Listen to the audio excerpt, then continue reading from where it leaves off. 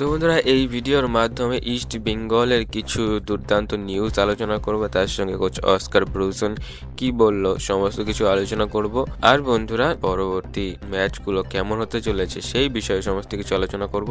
তো বন্ধুরা, ভিডিওটা না স্কিপ করে সম্পূর্ণ দেখবেন। আর যদি আমাদের চ্যানেলে একটি নতুন সদস্য থাকেন তো আমাদের চ্যানেলটি একটি সাবস্ক্রাইব করে পাশে থাকতে অবভিয়াসলি ভুলবেন না। তো চলো শুরু করা যাক আজকের ভিডিও। তো সবার প্রথমে যদি বলি, কোচ অস্কার ব্রুসন কিন্তু একটি দুর্দান্ত মন্তব্য করেছে। সে বলেছে, ক্লাবের সাথে জুড়ে থাকা সকলের জন্য একটি অত্যন্ত গর্বের মুহূর্ত। আমাদের 4 জন খেলোয়াড়কে সিনিয়র ভারতীয় জাতীয় দলের সম্ভাব্য খেলোয়াড়দের মধ্যে নির্বাচিত হতে দেখে তাদের নিষ্ঠা এবং আমার এই উচ্চ মান বজায় রেখেছি তার সত্যিকারের প্রতিফলন। তাছাড়া ভারতবর্ষের অনূর্ধ্ব 23 সম্ভাব্য দলের 2 জনের ডাকে এই সত্য প্রমাণ করে দেয় যে কঠোর পরিশ্রম করলে ফল পাওয়া যায়। এটি প্রতিটি ইস্ট বেঙ্গল খেলোয়াড়কে একটি উচ্চতায় এগিয়ে দিতে অনুপ্রাণিত করে। এবং তারই সঙ্গে সঙ্গে কিন্তু ইস্ট বেঙ্গলের অফিসিয়াল পেজে তারা কিন্তু হ্যাপি চাইল্ডস ডে দিয়ে কিছু কিছু বাচ্চা এবং কিছু কিছু প্লেয়ারের চাইল্ডসের স্মৃতি শেয়ার করেছে, চাইল্ডহুডের ফটোগুলো শেয়ার করেছে, শেয়ার করে হ্যাপি চাইল্ড ডে বলেছে। এবং তারপর